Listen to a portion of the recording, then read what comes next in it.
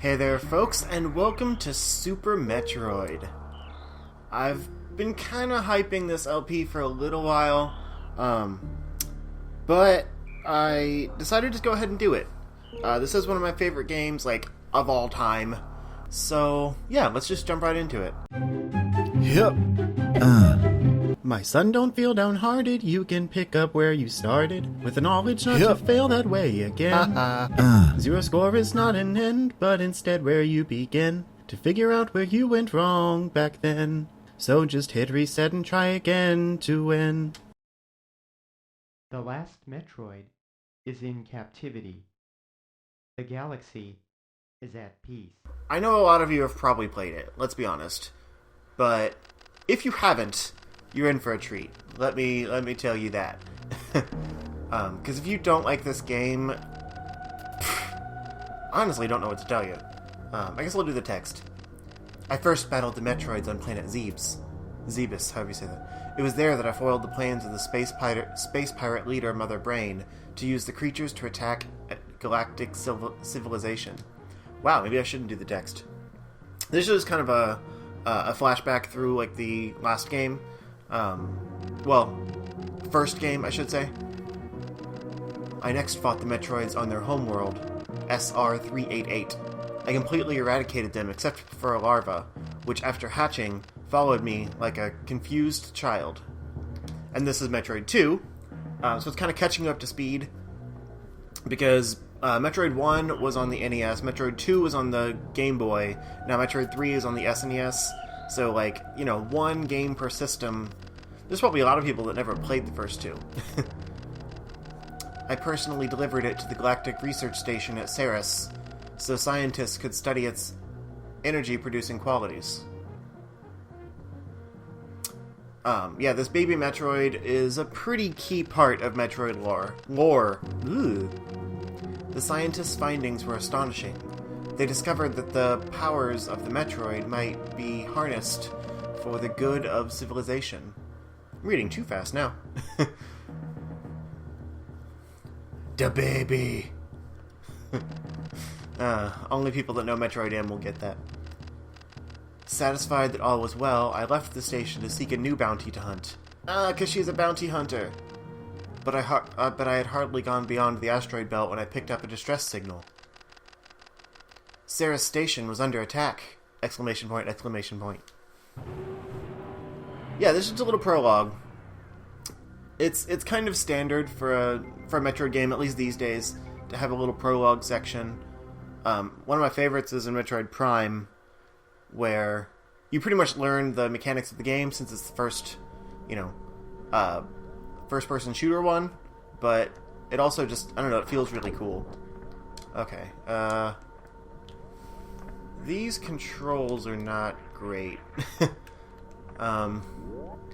I'm actually doing this on the Wii U, because I wanted to have, the full, button combos and everything.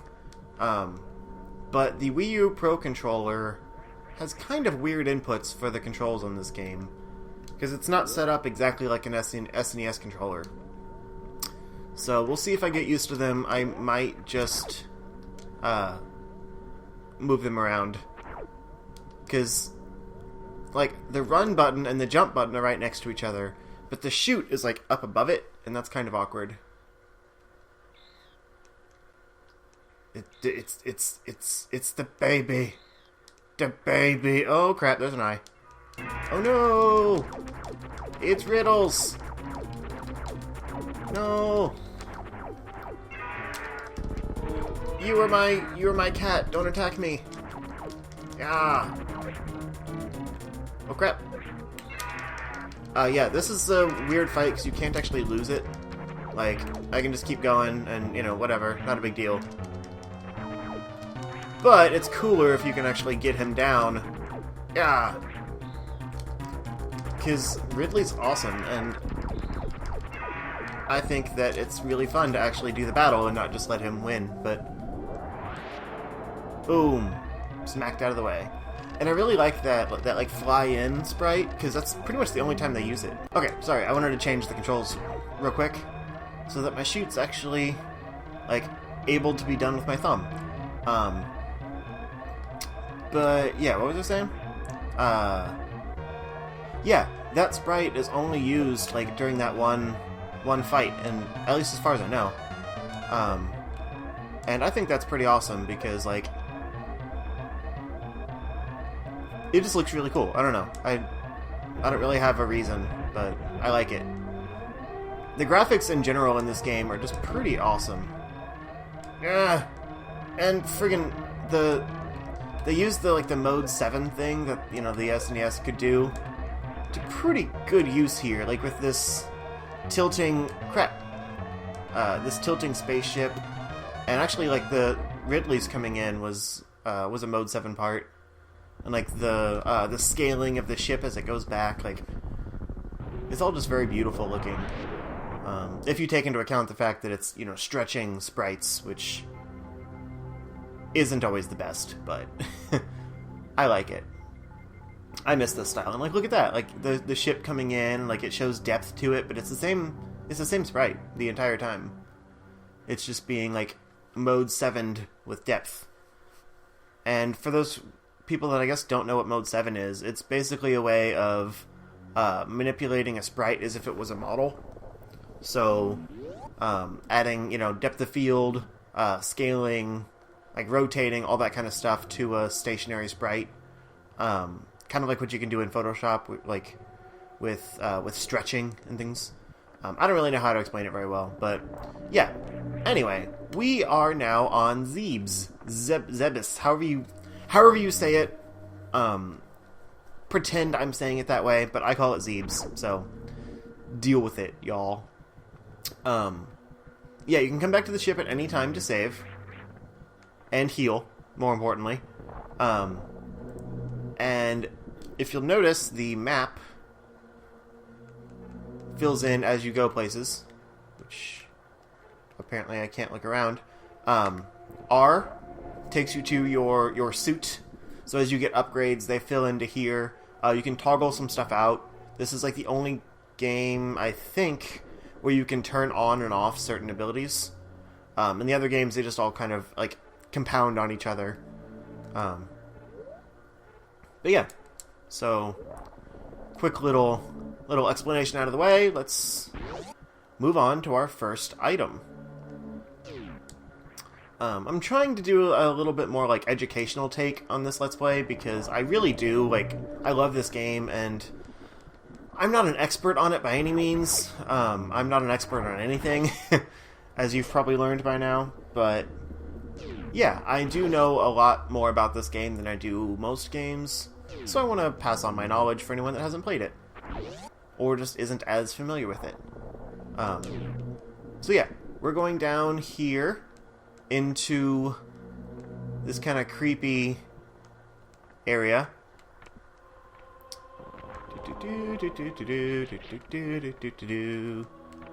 Just keep falling, just keep falling. What do? We fall. Alright. Yeah, this is the old chamber where Mother Brain was, like that flashback. This is where that is. It was just part of Zebes, but we explore a lot more of it than we did in the original Metroid, which I think is really cool.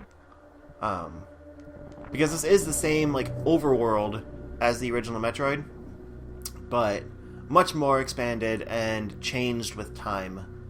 It hasn't been that long, but for some reason it's pretty well changed. And this, for any fan of the original Metroid, is the exact same room where you get the exact same item.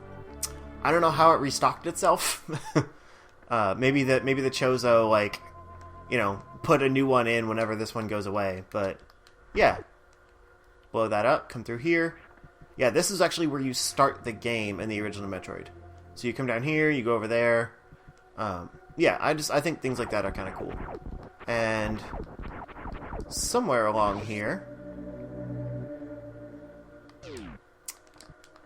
is an energy tank, but I think it's through that red door, actually.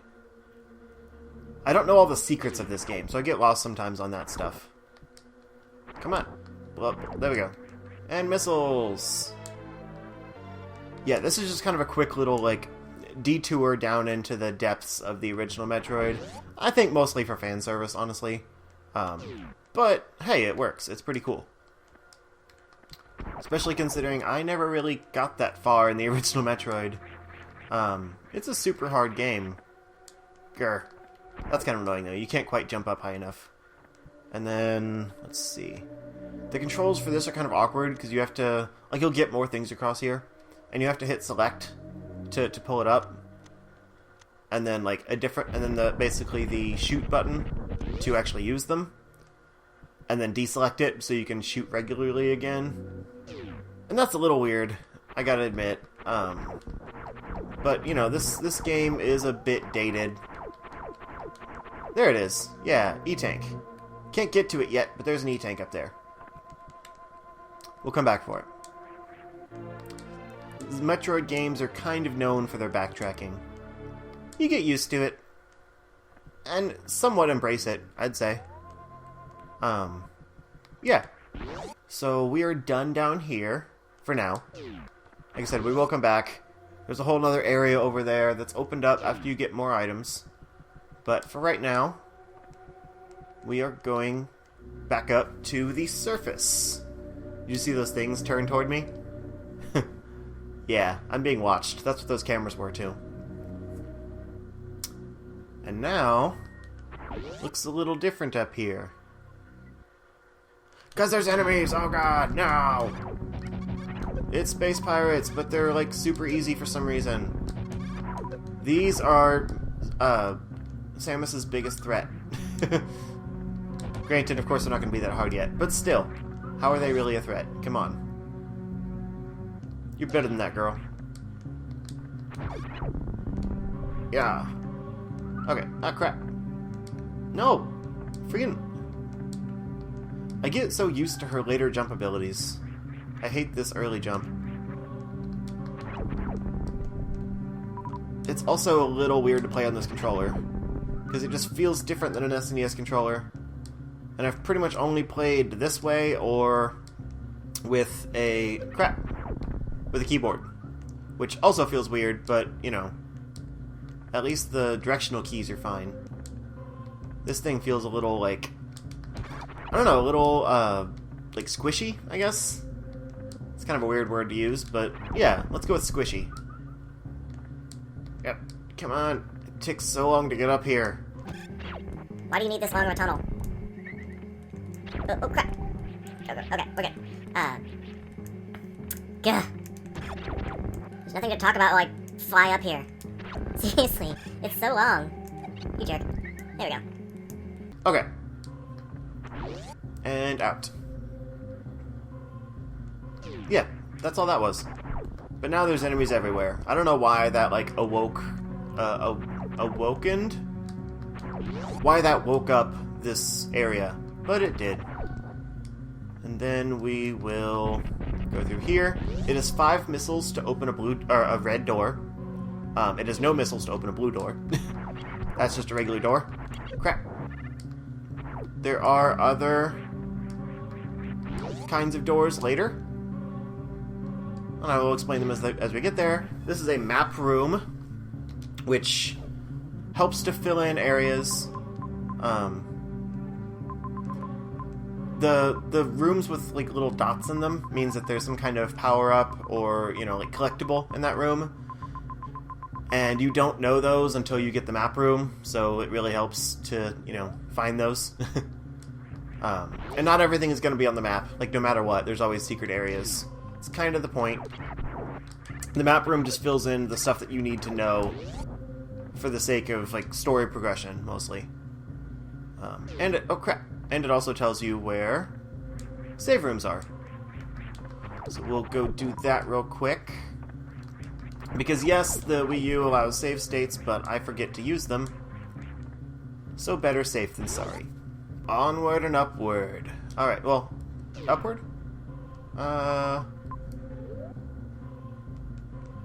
Downward?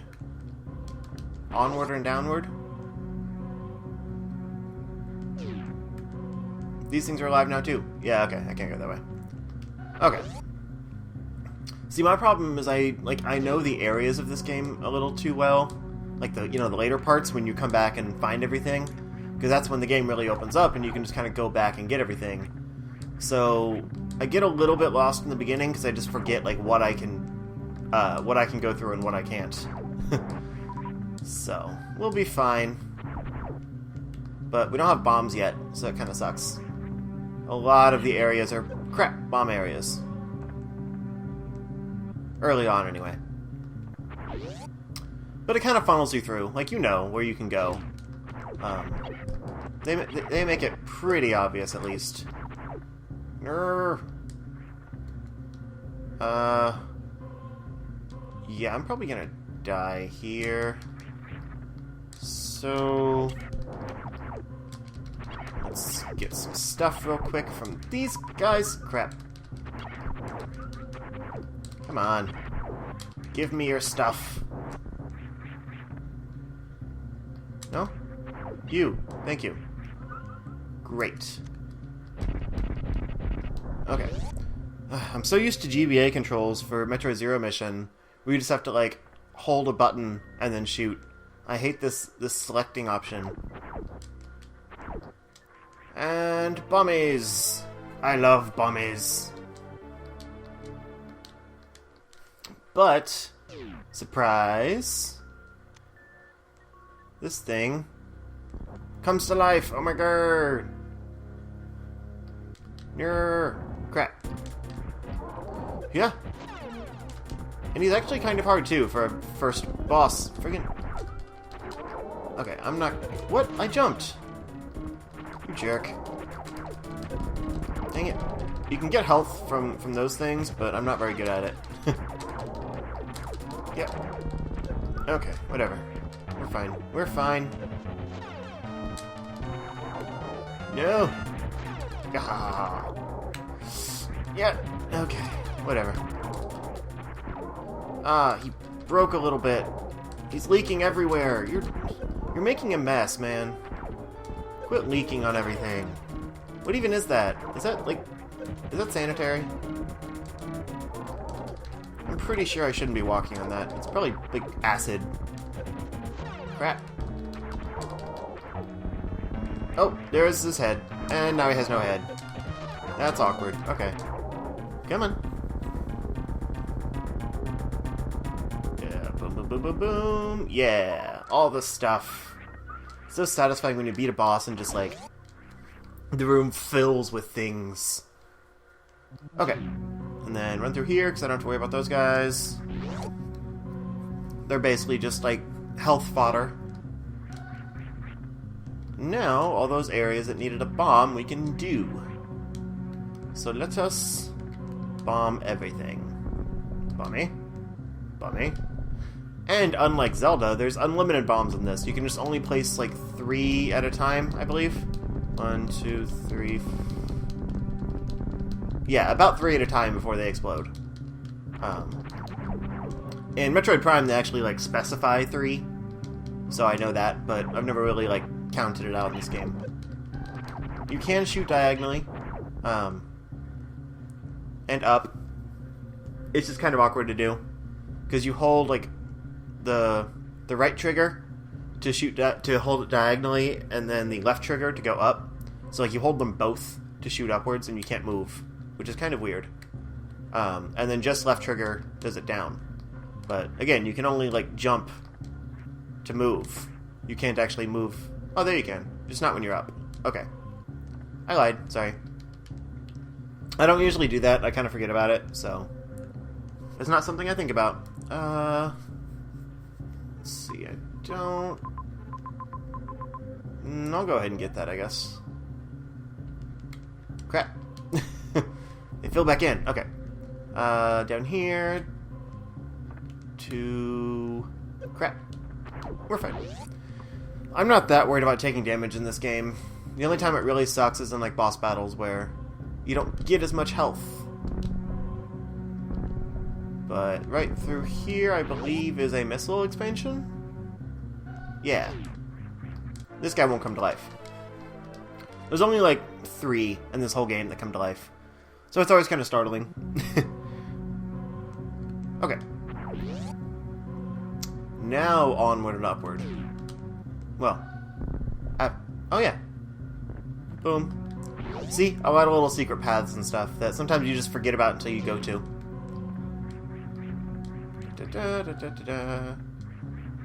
Alright. Get out of here. And yeah, part of the problem of like doing an actual like recording of this game is the amount of backtracking. So I can't guarantee I'll cut much of it out, because I mean it is kind of essential. Like if you don't know this game, then you know the actual like backtracking directions of it and all are really important, because you kind of need to know like where you're going. First E-Tank. These are just more life. So I've got 99 more pellets of life, because each one of them is a full amount. And there's like 20 or something in this game. But yeah, all of this backtracking is kind of important. So like if you start cutting it out, then like the progress you make is a little bit hard to follow. Crap. I gotta get past these guys.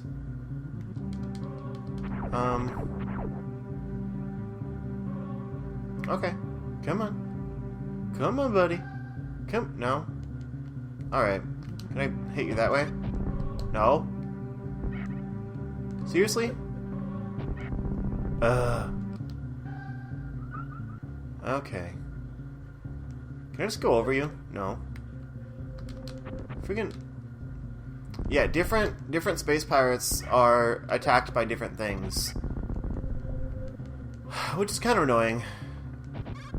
Because there are times in this game where you, like, just won't have what you need to attack them at that time, but you'll get it later. It's like you have to avoid them until you can actually hurt them. But I guess I'll just do this for right now.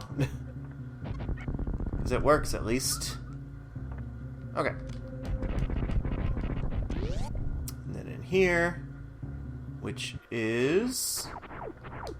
Da-da-da-da. This room is key. These are the 4 major bosses in this game. So, 2 of them are probably pretty obvious to anyone that knows the series. We got Kraid on the left here, and Ridley up here. The other 2 are new to this game. I'm not going to say who they are, but they are only in this game as far as I remember. Once you beat all of them, that room will play an important role in this game. So it's basically like kind of a key, because each one you kill, like, it ticks off in that room, and yeah.